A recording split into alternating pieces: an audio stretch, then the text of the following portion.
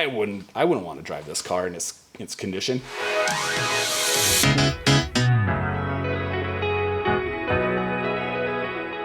right, here's the story on this car. It belongs to a fellow club member, and he bought it from some estate, I want to say in northern Washington. Is kind of what like sticks in the back of my brain as what the story is on it.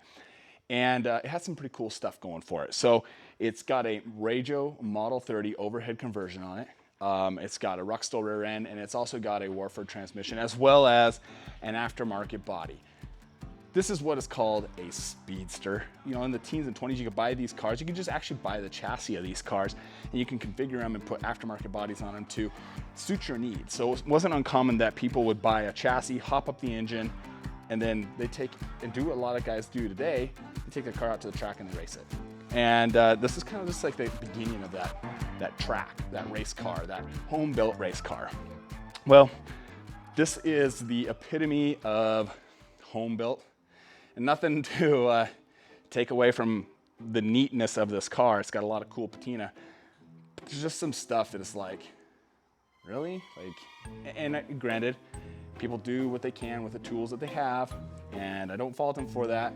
But in the same respect, there's just some like really shoddy stuff that I wouldn't want to drive this car in its condition, which is why it is here. Charlie got to the point where he got the engine stuffed in and realized, like, I think I'm at the end of my ability. So he got a hold of me and asked if I could put the car back together again, which I said I would. So let's kind of just go over where its issues are.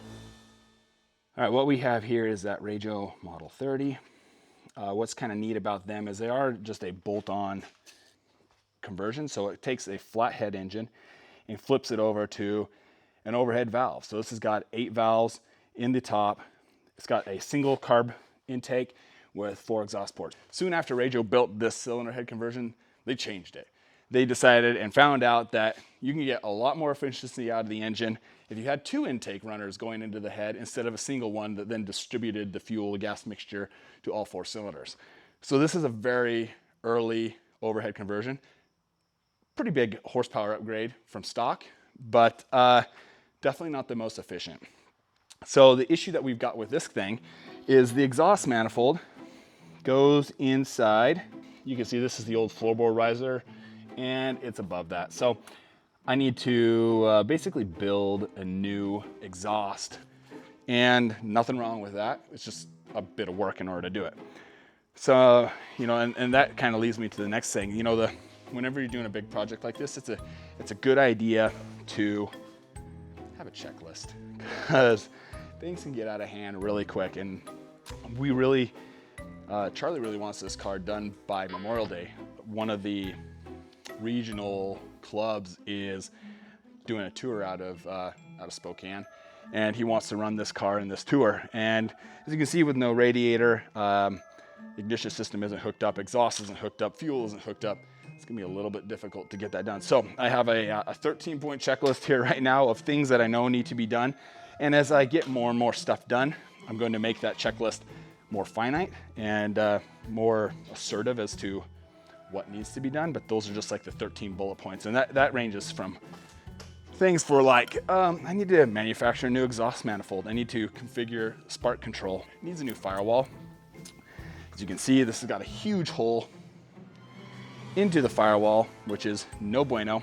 The steering gear situation, that's I don't even want to get started. It's a mess. So it's got a Saginaw steering gear out of, I'm not really sure. I mean, you can buy these steering gear assemblies from Speedway, brand new, which is probably what happened at some point in its life. Somebody found a Saginaw gear, or maybe took it out of Corvair or something like that. And then they just farmered the crap out of it. So it's got roll pins that are holding the steering gear shaft together, which is no good. So I gotta figure out. Actually, it just kind of hurts my head to have to redesign that, but I'm gonna have to redesign it because it just isn't safe the way it is. And it also piggybacks onto another situation, which is the spark control. They've got universal joints from socket sets to make up universal joints, and again, just kind of makes my head hurt. What other things we got here? It's got some incorrect steering linkage put on there, so I need to replace the steering linkage with factory stuff, maybe even put some stuff from a different vehicle on there, like off of a Chevrolet or something that would convert it from a cross steer configuration to like a push-pull situation. New wiring for sure. This wiring is kind of a mess.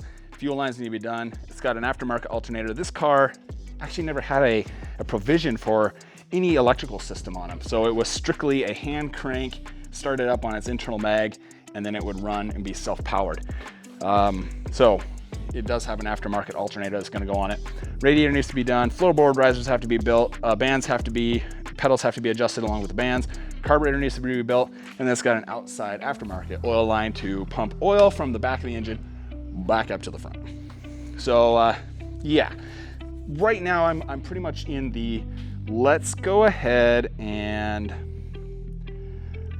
just take things apart and get it into a manageable situation. So I know the major components that have to come off. So exhaust has to come off, firewall has to come off, steering gear's got to come out, and then wiring's got to be pulled out of this thing. So let's start with that and just see what sort of a mess we got ourselves into. So this is the exhaust. So Charlie wants to keep the exhaust all underneath the car, which I don't blame, because yes, it would be easier if we routed that exhaust, from the outside back. Oh man, would that be easier? But you had to take the chance of maybe like getting burned or something like that. So I don't blame him for wanting to just keep the stock exhaust pipe. So I'm gonna have to take that, cut it all up, reroute that exhaust instead of it coming down and inside the engine compartment. It's gonna have to do some zoos in order to get out. So just to give you an idea, the stock exhaust manifold for one of these things, and there's a couple of them on eBay right now. The guys are asking like $2,000 to $3,000 for the stock exhaust, and they have problems. Like threads are bad, people welded on them, they're broken. They're just and the guys that are selling them, they're not people in the hobby. They're just resellers, or what is that? They're like pickers. That's what they are. They're just pickers. They found the crap. They think they've got gold. And maybe they'll find somebody that's really desperate, but if you can just make an exhaust that'll do the job, more power to you. When Charlie got this rebuilt, it had some problems. Like I said, it had water and oil mixed together in the crankcase. And what happened, a couple of different things. So I had a bad head gasket, and that was not that big of a deal, but that's where the water was getting into the oil from, was a bad head gasket. And what's worse than that is they didn't have antifreeze or some sort of way to keep the water from freezing inside this cylinder head. And they didn't drain the water, so God did, and it cracked the cylinder head. So Charlie sent the head out, had it welded, and got it serviceable again. So it got cast iron welded. If you look here, you'll actually see where it cracked, and they ended up having to, where they ground on it to clean up the weld. They got rid of the RA, so it's just a Joe head. So you're probably wondering, like, Rajo, what the heck does that stand? It's a shortened of two words. It's Racine, Wisconsin, which is where the guy was from, and Joe Yorzenberger or something like that, I think is how you say his name. I don't remember. Joe something. But anyway, it's a combination of Racine, Wisconsin, where the company was from, and Joe, which is his first name. So Ray Joe. So it's not Rajo like you see people say, or hear something people say. Ray as in Racine, and Joe as in his name. So Ray Joe.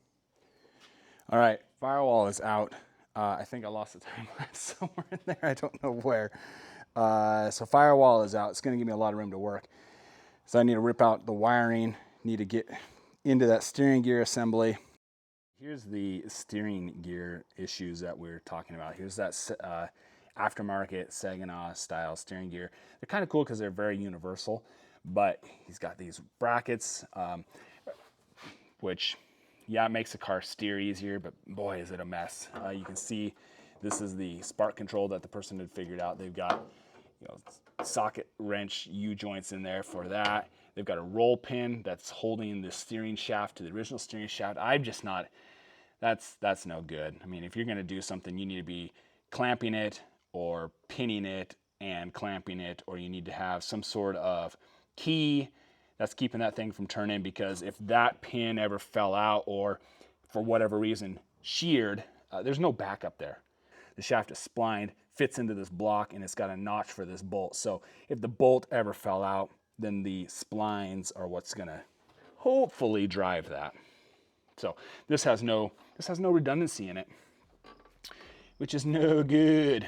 All right, what happens a lot of time with a lot of restorers or home builders who work on these cars is they blow these cars apart, and it's really easy to take things apart, but when it starts time to put them back together again, that's where people start lagging and slowing down, because all of a sudden it turns into work. It's a lot of fun to take things apart. It's not a lot of fun to precisely put things back together again. So that isn't my intention, is to not put it back together again. But if you're into this sort of situation, do things in like bite-sized amounts. Don't just go and blow the car apart. Start with one thing, get it finished, set it aside, and just progressively work your way through, because then it becomes manageable at that point. If you're at the situation where you blow it all apart, all of a sudden it's just like, I've got so many things to do. Just a little bit of a tip. Maybe it'll help you on your next like car fix restoration project, and won't be such a big thing for you. But here's a recap of everything that got done.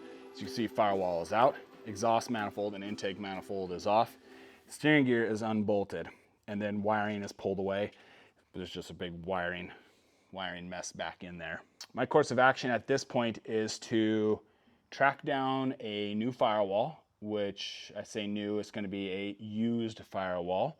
I'm going to do a steel firewall instead of wood, because that wood firewall is cut away to, in fact, I'll just show you.